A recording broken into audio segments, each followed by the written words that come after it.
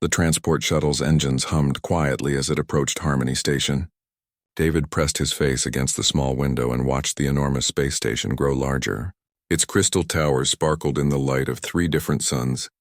After months of preparation and paperwork, he was finally here for the Galactic Education Exchange program. "Look at that place," Anna said from the seat beside him. She held a small carrier on her lap, speaking softly to whatever was inside. "Don't worry, Rex will love exploring all those gardens they showed us in the pictures." David smiled and patted the larger carrier at his feet. A low whine came from inside, followed by the sound of paws shifting on soft blankets. "Easy boy, we're almost there." The shuttle pilot, a tall creature with 4 arms and silver skin, announced their arrival through the ship's speakers. David had studied the different alien species for months, but seeing them in person still felt strange. The pilot's voice was musical, like wind chimes in a gentle breeze. Director Com waited for them at the docking bay. He stood nearly 8 feet tall, with pale blue skin that seemed to glow softly under the station lights. His large eyes blinked slowly as he watched the humans exit their shuttle. 2 security guards flanked him, their hands resting on devices that David assumed were weapons. "Welcome to Stellar Academy," Director Com said. His voice was steady and careful, as if he was choosing each word with great thought. "We are honored to host the first human students in our institution's long history." David and Anna bowed politely, as they had been taught during their cultural preparation classes. "Thank you for accepting us," David replied. "We're excited to learn about galactic civilization." Director Com's eyes moved to the carriers the humans held. "I see you have brought supplies for your stay. Our medical team has prepared nutritional supplements that should be safe for human consumption. You will not need to rely on your emergency provisions." Anna looked confused. "Emergency provisions? Oh, you mean our pets?" "They're not food, they're our companions." The director's skin shifted from pale blue to a deeper shade, almost purple. One of the security guards stepped forward, his hand moving closer to his weapon. "Companions? Living companions from a class-themed Deathworld?" "Well, yes," David said, still not understanding the growing tension. "This is Rex, my dog. And Anna brought her cat, Whiskers. They help us feel less homesick." Professor Wise approached from across the docking bay. She was smaller than the director, with feathered arms and a beak-like mouth. Her species was known for their intelligence and love of learning. But right now she looked worried. "Director," she said quietly, "perhaps we should discuss this in private. The students seem unaware of our concerns." Director Com nodded slowly. "Of course. Humans, David and Anna, please follow me to the orientation chamber. Security will escort your companions to a secure holding area while we complete the necessary safety protocols." "Holding area?" Anna's voice rose slightly. "But they need to stay with us. Whiskers gets anxious in new places and Rex has separation anxiety." The mention of anxiety seemed to make all the aliens more nervous. One of the security guards whispered something into a communication device. Within moments, more guards appeared, along with several aliens in white coats who David assumed were medical staff. "Perhaps there has been a misunderstanding," Professor Wise said carefully. "In our preliminary communications, your species mentioned bringing emotional support items for psychological stability. We assumed these were inanimate objects like comfort items or memory storage devices." David laughed, which made several aliens step backward. No, Rex and Whiskers are living animals. We keep them as pets. It's very common on Earth. Most families have at least one pet." The color drained from Director Com's skin entirely. He was now almost white, which David later learned was a sign of extreme fear in his species. "Living predators. In family units. With younglings and predators?" Anna asked.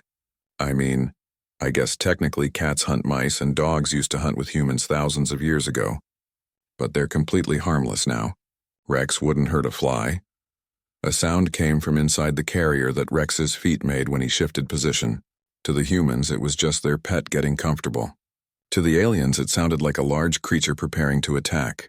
The security guards immediately formed a defensive line between the humans and the rest of the station. "Perhaps," Professor Wise said, her voice shaking slightly, "we should continue this conversation in a more secure environment, one with proper containment protocols." Director Com activated his communication device. "This is Director Com to all department heads. We have a code yellow situation in Docking Bay 7.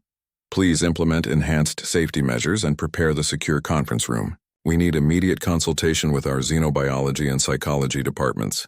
David and Anna exchanged confused looks. They had expected some cultural differences, but this reaction seemed extreme. Is everything all right?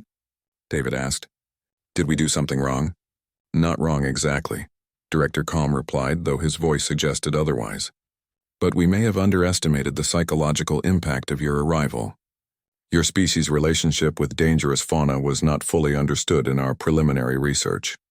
As they walked through the station corridors, David noticed that word of their arrival had spread quickly. Alien students and staff peered at them from doorways and windows, but always from a safe distance. Some pointed at the pet carriers with expressions that David couldn't interpret, but seemed worried. The secure conference room was larger than necessary for just 4 beings, with thick walls and what appeared to be energy barriers that could be activated at a moment's notice. Director Calm gestured for the humans to sit on one side of a large table, while he and Professor Wise sat on the other side, keeping as much distance as possible. Before we proceed, Director Calm said, we need to understand exactly what we are dealing with. These companions of yours, how large are they? What are their natural behaviors? Do they respond to commands? Anna smiled and opened her carrier slightly. Would you like to meet Whiskers? She's very friendly. The question caused both aliens to stand up quickly and move toward the emergency exit. Professor Wise held up a hand to stop Anna from opening the carrier any further. Perhaps we should start with detailed descriptions instead, Professor Wise suggested, her voice higher than before. For safety protocols, you understand. David began to realize that something was very wrong with this situation, but he had no idea what it could be. The welcome ceremony was supposed to be a simple affair. Students from dozens of species gathered in the main auditorium, their excited chatter filling the air with sounds like musical instruments, clicking noises, and soft whistles. David and Anna sat in the front row, their pet carriers beside them on the floor. Student Gentle sat 3 rows behind them, her crystalline body reflecting the auditorium lights in rainbow patterns. She belonged to a species that had evolved on a world with no predators, where the biggest danger was falling rocks. Her people were peaceful and fragile, with bodies that could shatter if handled roughly. When Director Calm introduced the human students, polite applause rippled through the audience. David stood and waved, which caused a few nervous murmurs. Anna followed, smiling brightly at their new classmates. Thank you all for welcoming us, David said into the microphone. We're excited to learn alongside all of you. We even brought our pets from home to help us settle in. The applause stopped immediately. The auditorium fell silent except for the quiet hum of the air recycling systems. Director Calm's skin went pale again, but he tried to maintain his composure. Perhaps, the director said carefully, you could tell everyone about these companions. Anna brightened. Of course. This is Whiskers. She opened her carrier and lifted out an orange tabby cat. Whiskers looked around with bright green eyes, his tail twitching as he took in all the new sights and smells. The reaction was instant and dramatic. Student Gentle let out a high-pitched sound like breaking glass and fainted. Her friends rushed to catch her crystalline body before it hit the floor. 3 bird-like students from the swift species immediately took flight, their wings beating frantically as they fled toward the ceiling exits. He's beautiful, isn't he? Anna said, apparently oblivious to the chaos around her. Whiskers purred loudly, a sound that made several more students evacuate their seats. Student Swift, who had remained perched near the ceiling, called down in a voice filled with terror. It's purring. The predator is preparing to attack. David looked confused. Purring means he's happy. It's a good sound. This explanation made things worse. Student Gentle, who had just regained consciousness, immediately fainted again. It enjoys hunting, she whispered before losing consciousness. No, Anna said, trying to calm everyone down. Cats purr when they're content. Whiskers is just happy to meet everyone. Director Calm activated the emergency communication system. Security to the main auditorium. We have a situation with uncontained Deathworld fauna. David decided to help by introducing his own pet. Maybe Rex will be less scary. He opened his carrier and a large German Shepherd emerged, stretching his legs and looking around with intelligent brown eyes. The auditorium erupted in screams. Students fled in every direction, climbing over seats and pushing through exits. Security alarms began blaring and red lights flashed throughout the station. Rex, startled by all the noise, barked once. The sound echoed through the auditorium like thunder. Every remaining student hit the floor playing dead in a desperate attempt to avoid being hunted. "Good boy, Rex," David said, patting his dog's head. "These are our new friends." Security Chief Strong burst through the main doors with a full tactical team. He was a member of the warrior species, bred for combat and intimidation. His muscled frame and armored skin had faced down space pirates and hostile aliens. But when he saw Rex wagging his tail, Chief Strong stopped dead in his tracks. "That's a wolf," he said, his voice barely a whisper. "A domesticated wolf. German Shepherd, actually," David corrected. "Though they are related to wolves, Rex is very friendly. Would you like to pet him?" Chief Strong backed away so quickly he tripped over his own feet. "It wants to establish pack dominance," he shouted to his team. "Do not make eye contact. Avoid showing your throats." Professor Wise crept closer, her scientific curiosity overcoming her fear. "The feline appears to be scanning for prey," she observed as Whisker's head turned to follow the movement of fleeing students. "And the canine is displaying social bonding behaviors with its human pack leader." "They're not pack leaders," Anna said with a laugh. "We're their family. They love us." This statement caused Professor Wise to stumble backward. "Love? Emotional attachment between predator and prey species? This is unprecedented." Rex trotted over to a cowering student who hadn't managed to escape. The small, rabbit-like alien froze in terror as the large dog approached. Rex sniffed curiously, then sat down and offered his paw in a gesture he had been taught meant friendship. The rabbit student let out a squeak that shattered two light fixtures.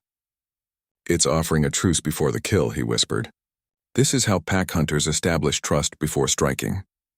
"He wants to shake hands," David explained. "It's a human greeting we taught him." Director Calm was frantically speaking into his communication device. "This is a Code Red situation. I repeat, Code Red.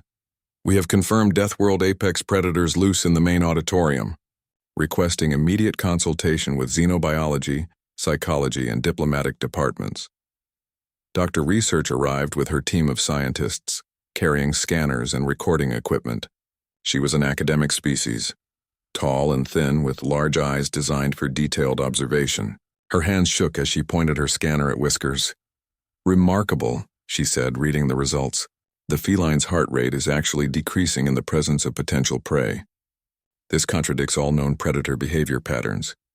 Whiskers, bored with all the attention, began grooming himself. This simple action caused another wave of panic as aliens interpreted it as the creature sharpening its claws for battle. "No, he's just cleaning himself," Anna said. "Cats spend most of their day grooming." "Maintaining weapons readiness," Dr. Research noted grimly. "And the canine?" Rex had given up trying to make friends and had settled down for a nap, resting his head on David's feet. His gentle snoring filled the now quiet auditorium. "The pack hunter is conserving energy," Chief Strong observed, waiting for the optimal moment to strike. David sat down beside Rex and scratched behind his ears. The dog's tail wagged happily, thumping against the floor. "He's not hunting anything. He's just tired from the trip." The tail wagging caused the remaining security team to draw their weapons. "The threat display is escalating," one of them reported. "The creature is showing increased agitation."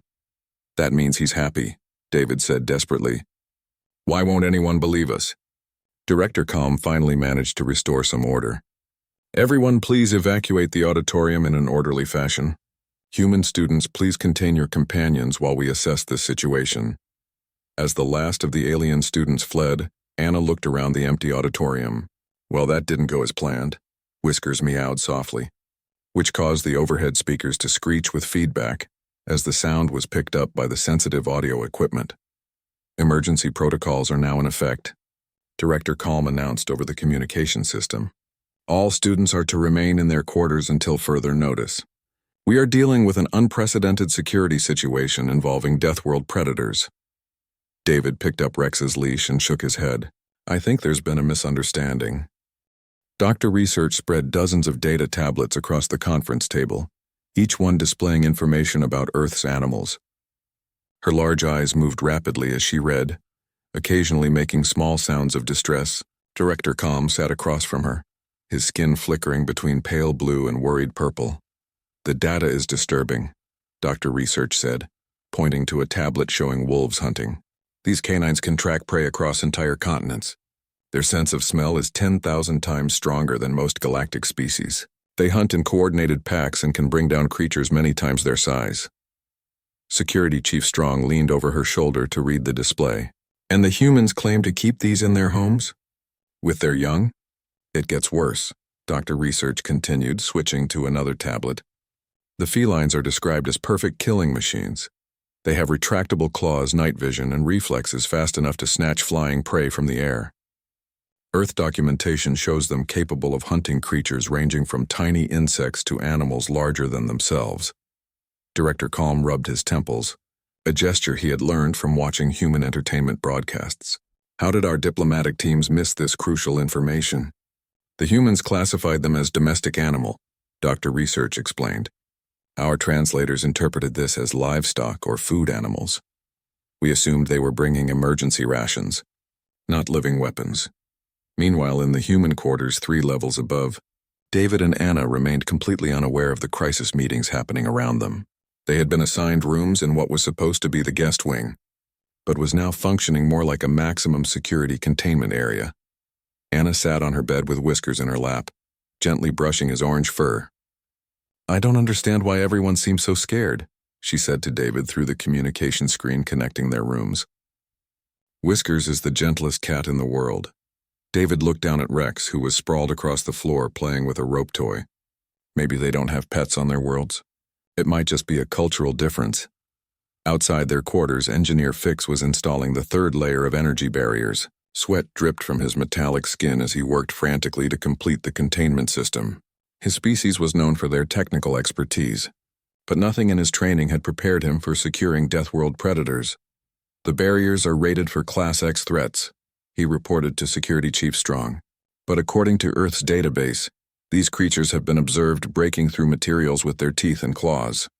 "How strong are their teeth?" Chief Strong asked, reviewing the security footage of Rex yawning earlier. Engineer Fix consulted his tablet. "Canine jaw pressure up to 2,500 pounds per square inch, capable of crushing bone.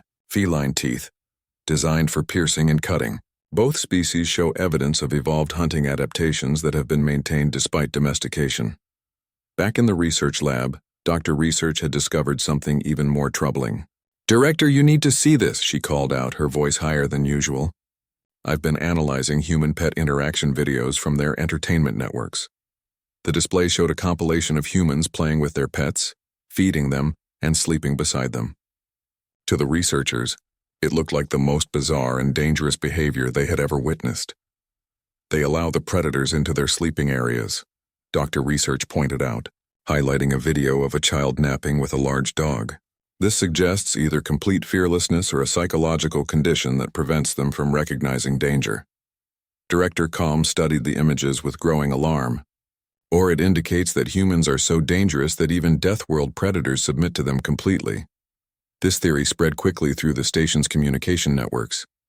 Within hours, the story had evolved from humans brought dangerous pets to humans are so terrifying that they keep apex predators as slaves.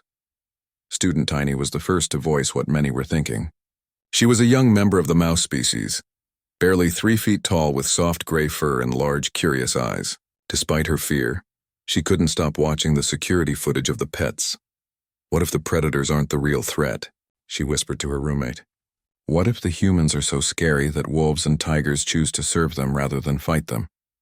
Her roommate, another mouse named Quick, shivered at the thought. That would make humans the apex predators of an apex predator planet. The theory gained support when translator Bob reviewed the linguistic data from First Contact. His species had evolved advanced communication abilities, but even he struggled with some human concepts. The humans use the term pet owner, he explained to the emergency council meeting. In galactic standard, this translates to creature possessor or being controller. They literally own these predators. "But how?" asked Professor Wise. "What methods do they use to maintain control?" Translator Bob consulted his notes. They mentioned something called training and positive reinforcement. Our best translation suggests they use a combination of food rewards and psychological manipulation to maintain dominance. The council members exchanged worried looks. The idea of beings capable of psychologically controlling Deathworld predators was more terrifying than the predators themselves. Student Gentle, who had finally recovered from her fainting episodes, added to the growing fear with her own observation. "I've been monitoring the energy readings from their quarters," she reported through the communication system, still too afraid to attend meetings in person. The predators' emotional states remain stable even when separated from their humans. This suggests deep conditioning, possibly from birth. Dr. Research had spent the day analyzing every piece of available data about human-animal relationships. Her findings painted an increasingly disturbing picture of human capabilities. "The evidence suggests humans have been modifying predator behavior for thousands of years," she reported. "They've somehow convinced wolves to guard their homes, cats to eliminate pest species, and various other creatures to perform labor or provide companionship. The level of cross-species manipulation is unprecedented in galactic history." Security Chief Strong raised an important tactical question. "If humans can control Deathworld predators, what does that mean for station security? Are our weapons and barriers adequate against beings with such psychological abilities?" Director Com had been dreading this question all day. "We must assume that humans possess mental capabilities beyond our current understanding. Until we know more, we maintain maximum security protocols." The emergency protocols had effectively quarantined the entire section of the station where the humans were staying. Supply deliveries were made by automated systems, and all direct contact was forbidden until the xenopsychology team could develop proper safety measures. In their quarters, David and Anna were becoming increasingly frustrated with their isolation. Every time they tried to take their pets for a walk in the corridors, alarms would sound and security teams would appear to escort them back to their rooms. "This is ridiculous," Anna said, watching as Whiskers stared longingly out the window at the station's gardens. "He needs exercise and fresh air. We all do." David had been trying to contact Director Com for hours, but his communication requests were being filtered through multiple security departments. "I think they're afraid of us for some reason, but I can't figure out why." Unknown to them, their every word was being recorded and analyzed by the station's xenopsychology team, who were searching for clues about human mental processes and potential threats. "Note the casual dismissal of our security concerns," observed Dr. Mind, the team's lead psychologist. "They show no awareness of the danger they represent." This suggests either supreme confidence in their abilities or a complete lack of empathy for other species' survival instincts. The crisis was escalating beyond anyone's control, and neither side understood what the other was really afraid of. Ambassador Peace arrived on Harmony Station 3 days after what the media was calling the Deathworlder pet incident. Her ship's diplomatic clearance codes allowed her to bypass the quarantine protocols that had sealed off the human quarters. She was a member of the diplomat species, tall and graceful with skin that changed color to reflect her emotional state and the emotions of those around her. Right now, her skin was a swirling mix of confusion, concern, and diplomatic frustration. "This situation has escalated far beyond what anyone anticipated," she said to Director Com as they walked through corridors lined with new security measures. Engineer Fix had worked around the clock to install energy barriers, motion sensors, and emergency containment fields throughout the station. "We have followed all proper safety protocols," Director Com replied, though his voice lacked conviction. "Our primary concern is the safety of our students and staff." Ambassador Peace paused at one of the new security checkpoints, where 2 guards stood ready to activate emergency barriers at a moment's notice. "The Galactic Council is asking questions about why we're treating honored exchange students like dangerous criminals. The human government is becoming suspicious of our motives." They stopped outside the observation deck that Engineer Fix had converted into a monitoring station. Through reinforced transparent aluminum, they could see into the human quarters where David was teaching Rex to sit and stay. The simple training exercise looked like something much more sinister to the watching aliens. "Observe the psychological conditioning in progress," Dr. Mind pointed out, her voice filled with academic fascination and personal terror. "The human issues commands and the apex predator obeys instantly. Notice how the creature maintains eye contact throughout the process, indicating complete mental submission." Ambassador Peace watched David give Rex a treat for following the command. "It looks like positive reinforcement training to me. Many species use similar methods to teach their young. But these aren't young," Dr. Research interrupted, consulting her ever-present data tablets. "These are fully grown Deathworld predators. The psychological impact required to achieve such control would break the minds of most galactic species. In the next room, Anna was playing with Whiskers using a simple string toy. The cat pounced and grabbed the string, then rolled onto his back to wrestle with it. To the humans, it was adorable play behavior. To the aliens watching, it looked like combat training. The feline is practicing killing techniques, Security Chief Strong observed grimly, and the human is deliberately encouraging aggressive behavior. Ambassador Peace felt her skin shift to deeper shades of orange and red, colors that indicated growing frustration. Has anyone actually spoken to the humans about their intentions? Have we attempted to understand their perspective? The question hung in the air uncomfortably. Director Calm shifted his weight from foot to foot. Direct communication has been limited due to safety concerns. We've been monitoring their conversations for intelligence gathering purposes. Intelligence gathering. Ambassador Peace's skin flashed bright yellow, a color that meant diplomatic alarm. These are students, not enemy agents. Student Tiny had been listening to the conversation from her hiding spot behind a maintenance panel. Despite her fear, she had been watching the humans and their pets for days, trying to understand what she was seeing. Unlike the adults, she didn't have years of xenobiological training telling her how dangerous the situation was. "Excuse me," she said, poking her small head out from behind the panel. "May I ask a question?"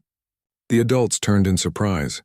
Student Tiny was known for her curiosity, but also for her extreme caution around anything potentially dangerous. "What is it, young one?" Ambassador Peace asked gently. "If the humans are so dangerous and their pets are so scary, why do they sleep together?" Student Tiny pointed through the observation window to where David was napping on his couch, with Rex's head resting on his legs.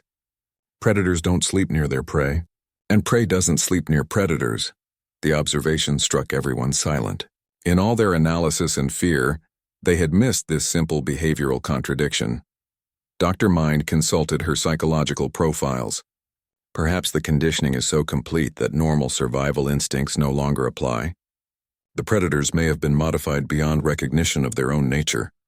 Or, Student Tiny said quietly, maybe they're not predators and prey at all. Maybe they're really friends like they keep saying. Security Chief Strong shook his head firmly. Impossible. Friendship cannot exist between species of such different threat levels. The humans must possess some form of mental control that we don't understand. Ambassador Peace made a decision that would change everything. "I'm going to talk to them directly." The declaration caused immediate protest from everyone present.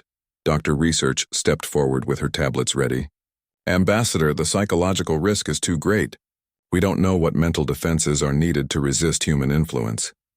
"I'm willing to take that risk," Ambassador Peace replied, her skin settling into the calm blue-green colors of determination. "We cannot resolve this situation without communication." Engineer Fix quickly began adjusting his monitoring equipment. "I can set up protective barriers and emergency containment fields. If the humans attempt any form of mental manipulation, we can extract you immediately, and we'll have medical teams standing by," added Dr. Research. "In case of psychological damage." Student Tiny watched all these preparations with growing confusion. "But they seem nice," she said softly. "They talk to their pets like they talk to each other. With kindness." An hour later, Ambassador Peace stood outside the human quarters, surrounded by more security equipment than had ever been assembled for a diplomatic meeting. She wore a special communication device that would translate her words while monitoring her brain patterns for signs of mental interference. David and Anna were delighted when they finally received permission to speak with someone in authority. They had been growing increasingly worried about the reactions to their pets and were eager to clear up any misunderstandings. "Ambassador Peace," David said with a respectful bow, "thank you for coming to speak with us. We're concerned that there's been some kind of cultural misunderstanding." Ambassador Peace's skin flickered with surprise at the directness and politeness of the greeting. Her monitoring equipment showed no signs of mental manipulation attempts. "I'm here to understand your relationship with these creatures you call pets," she said carefully. "Our scientific teams are concerned about the safety implications." Anna picked up Whiskers and held him gently. "This is Whiskers. He's been my companion for 5 years. Would you like to meet him?" The offer sent alarms blaring throughout the monitoring station. Security Chief Strong's voice crackled through the communication system. "Ambassador, do not make physical contact with the predator. Maintain safe distance. Ambassador Peace looked at the small orange cat, who was purring softly and looking at her with curious green eyes. Nothing about the creature's posture or behavior suggested aggression or threat. He's purring, she observed. Our data indicates this is a threatening sound. Oh no, Anna laughed. Purring means he's happy and relaxed. It's the opposite of threatening. Here, listen. She held Whiskers closer to the communication pickup so Ambassador Peace could hear the gentle rumbling sound clearly. For the first time since the crisis began, someone was getting information directly from the source instead of through layers of fear and misunderstanding. But the gap between human and alien perspectives was still enormous, and both sides were about to discover just how differently they viewed the concept of companionship. The breakthrough came at 3 a.m, station time, when most of the aliens were asleep and the monitoring teams had reduced to minimal staff. Student Tiny had been unable to sleep, her curiosity overcoming her natural caution. She slipped through the maintenance tunnels she knew so well and found herself at a ventilation grate that looked directly into the human quarters. What she saw changed everything. A thunderstorm was raging outside the station, the kind of electrical storm that sometimes occurred when 3 different solar systems aligned. The thunder was loud enough to shake the station's outer hull, and the lightning flashes lit up the corridors in brief, startling bursts. Rex was terrified. The large German shepherd, who had been classified as an apex predator, capable of bringing down creatures many times his size, was huddled under David's bed, whimpering softly. His whole body shook with each thunderclap, and his eyes were wide with fear. Student Tiny watched, fascinated, as David woke up and immediately went to comfort his pet. "Hey, boy. It's okay," David said softly, getting down on the floor beside the bed. "It's just noise. You're safe." He reached under the bed and gently coaxed Rex out, speaking in the same gentle tone parents used with frightened children. Rex emerged slowly, still trembling, and pressed himself against David's side. David wrapped his arms around the dog and held him close, murmuring reassuring words and stroking his fur until the shaking stopped. "There you go," David whispered. "I'm here. Nothing's going to hurt you." Student Tiny stared in amazement. The supposedly dangerous predator was seeking comfort from his human, and the human was providing it without any thought of personal safety. This wasn't the behavior of a controller and a controlled subject. This was something else entirely. She activated her personal recording device and began documenting what she observed. If anyone was going to understand this situation, they needed to see what she was seeing. In the next room, Whiskers was having his own moment of vulnerability. The cat had always been nervous about new places, and the unfamiliar sounds of the station's systems were keeping him awake. Anna found him hiding in the small space between the wall and the furniture, his orange fur fluffed up with anxiety. "Poor baby," Anna said, carefully reaching for him. "I know this is scary. Everything's different here, isn't it?" She picked up Whiskers and carried him to her bed, settling him on the soft blankets and petting him gently. The cat's purring started hesitantly, then grew stronger as he relaxed under her touch. "We'll figure this out together," Anna told him. "You don't have to be brave all the time." Student Tiny recorded this interaction as well, her small heart beating fast with excitement and understanding. These weren't the behaviors of predator and prey or controller and controlled. These were the behaviors of family members caring for each other.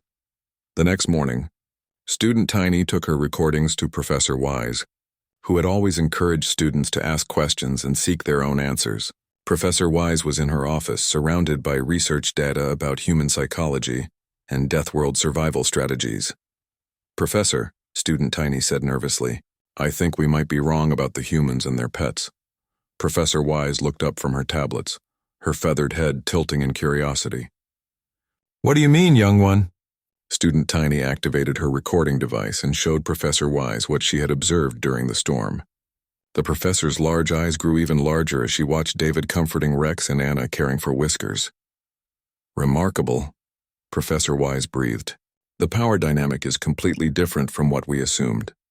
The humans are not controlling the animals through fear or dominance. They're providing emotional support. And the animals trust them," Student Tiny added. "Really trust them." Rex was scared, but he still came to David for help. "That's not how controlled subjects behave." Professor Wise began connecting this new information with her previous research. "We've been approaching this from the wrong perspective entirely. We assumed that any relationship between such different species must be based on power and control. But what if it's based on mutual benefit and emotional attachment? She immediately called Dr. Research and Dr. Mind to her office. When they arrived and saw the recordings, their understanding of the situation began to shift dramatically.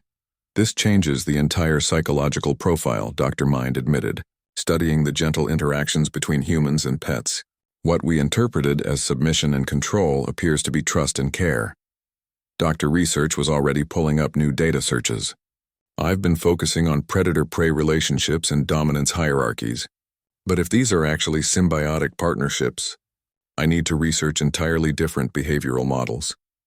The three scientists spent the morning reviewing every piece of footage they had collected, looking at the human-pet interactions through this new lens. The behaviors that had seemed sinister before now appeared completely different. Look at this, Dr. Research said, showing a clip of Anna feeding Whiskers. I originally interpreted this as the human controlling food distribution to maintain dominance. But observe the human's facial expressions and vocal patterns. She's displaying the same nurturing behaviors that our species show toward their own offspring. Professor Wise highlighted another section of footage. And here, when the dog brings the human his toy, I thought this was some kind of tribute or submission ritual. But the human's responses play behavior. They're engaging in recreational activity together. Dr. Mind was reviewing her psychological assessments. The stress indicators I detected in the humans weren't signs of mental strain from controlling dangerous creatures. They were signs of frustration and confusion about our reactions to their pets. By midday, the three scientists had reached a startling conclusion. They called for an emergency meeting with Director Calm, Security Chief Strong, and Ambassador Peace. We believe we have fundamentally misunderstood the nature of human-pet relationships, Professor Wise announced to the assembled group. These are not predator-prey dynamics or dominance hierarchies. They appear to be genuine emotional bonds between different species. Security Chief Strong shook his head. Impossible. Emotional bonds cannot exist between species of such different threat levels. That's what we thought, Dr. Mind replied. But the evidence suggests otherwise. Humans appear to have developed the ability to form familial attachments with other species, and those species have adapted to reciprocate those feelings. Director Calm's skin shifted through several colors as he processed this information. You're suggesting that humans have evolved the capacity for interspecies empathy? More than that, Dr. Research added. They've somehow convinced other species to evolve similar capacities. The pets show genuine affection for their humans, not just conditioned responses. Ambassador Peace felt her skin settling into thoughtful purple hues. This would explain why the humans seem so confused by our reactions. From their perspective, they're traveling with beloved family members. Our security measures must seem completely unreasonable. Student Tiny, who had been quietly listening to the adult conversation, finally spoke up. Maybe we should ask them to explain it to us, instead of trying to figure it out by watching them in secret. The suggestion was so simple that it caught everyone off guard. After days of complex analysis and security protocols, a young student had identified the most obvious solution. The child has a point, Ambassador Peace said. Perhaps it's time for a direct conversation about the nature of these relationships. For the first time since the crisis began, the possibility of actual understanding seemed within reach. The meeting room had been transformed for what Director Calm was calling the most important interspecies dialogue in Academy history. The energy barriers remained in place, but they had been made transparent rather than opaque. Security teams were present but positioned at a respectful distance. Most importantly, Student Tiny had been invited to participate as the student representative who had first challenged their assumptions. David and Anna entered the room with Rex and Whiskers, finally allowed to bring their pets to an official meeting. The aliens were still visibly nervous, but their fear had been tempered by curiosity and a growing understanding that they might have been wrong about the nature of the threat. Thank you for agreeing to this dialogue, Ambassador Peace began, her skin displaying calm diplomatic colors. We've realized that there may have been significant misunderstandings about your relationships with your companions. Anna settled into her chair with Whiskers on her lap. We're just happy someone finally wants to listen.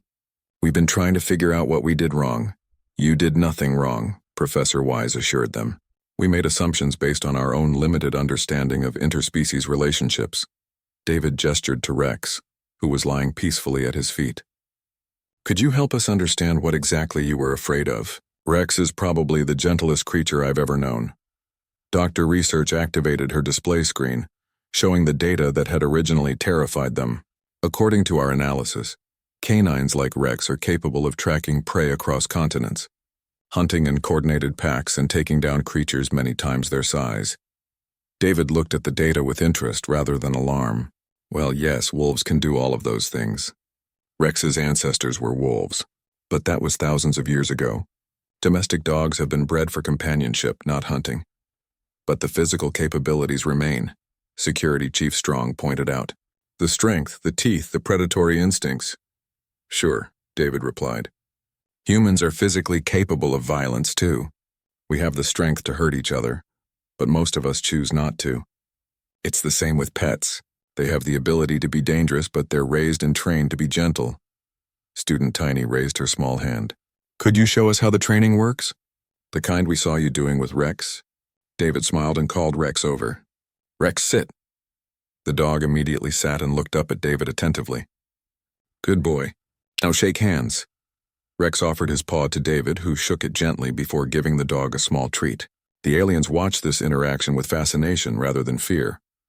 It's positive reinforcement, Anna explained while Whiskers purred in her lap.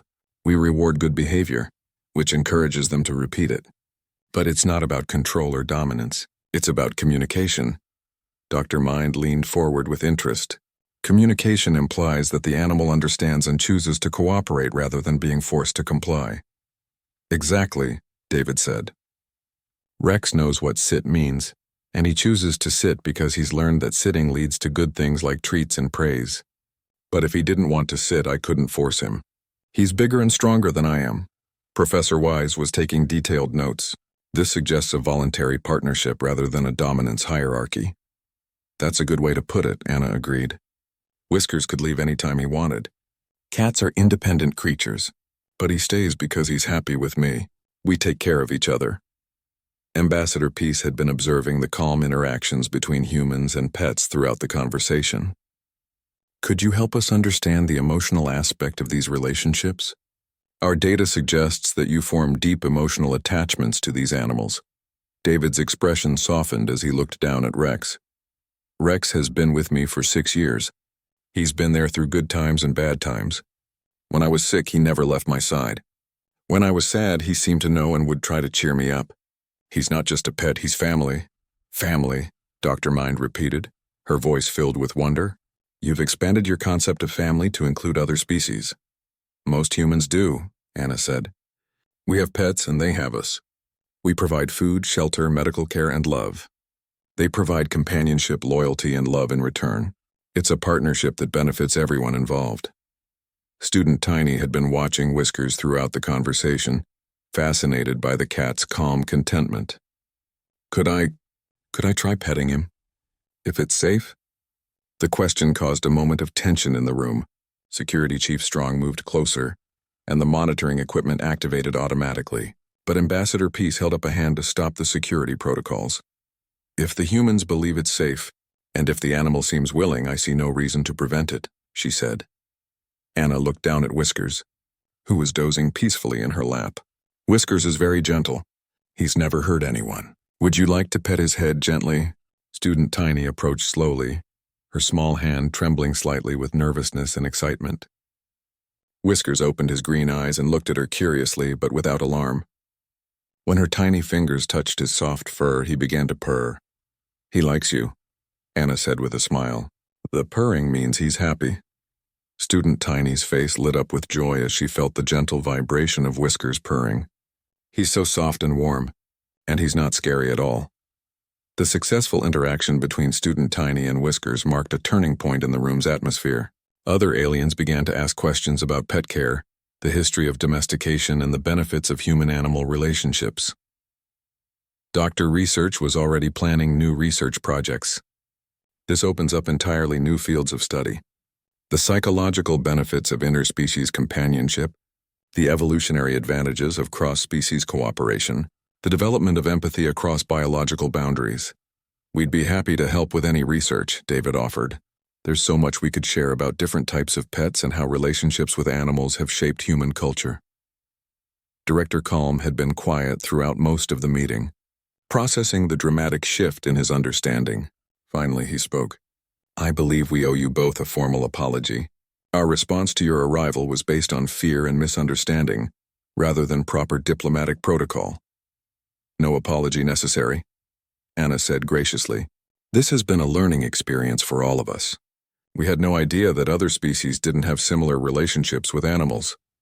Professor Wise was already thinking ahead to the practical implications. We'll need to revise our xenobiology curriculum to include information about symbiotic interspecies relationships. And we should consider allowing other exchange students to bring their own companion animals. Within reason, Security Chief Strong added, though his tone was much more relaxed than it had been days earlier. We'll need to develop proper protocols for different types of companion species. Student Tiny was still gently petting Whiskers, her fear completely replaced by wonder. Could humans teach other species how to make friends with animals too? I don't see why not, David replied. Friendship and kindness are universal concepts.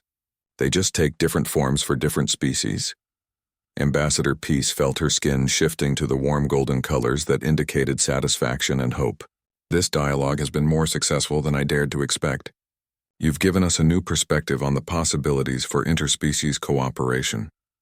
As the meeting concluded, plans were made for regular educational sessions about human-animal relationships. Rex and Whiskers would become unofficial ambassadors for their species, helping other students overcome their fears and learn about the benefits of interspecies friendship. Dean Learn, who had been documenting the entire process, prepared her final report for the Galactic Council. Her conclusion would reshape understanding throughout the galaxy. Humans possess a remarkable ability to form emotional bonds across species barriers. Rather than being a sign of dangerous psychological manipulation, this trait represents an advanced form of empathy that could serve as a model for improved interspecies relations throughout the galaxy. Student Tiny continued petting Whiskers as the adults discussed implementation details. She was already imagining the day when the Academy's gardens might be filled with students of all species, learning to care for and befriend Earth's amazing animals. The crisis that had begun with fear and misunderstanding had transformed into an opportunity for unprecedented cooperation and learning. And it all started with two humans who simply wanted to bring their beloved pets to school.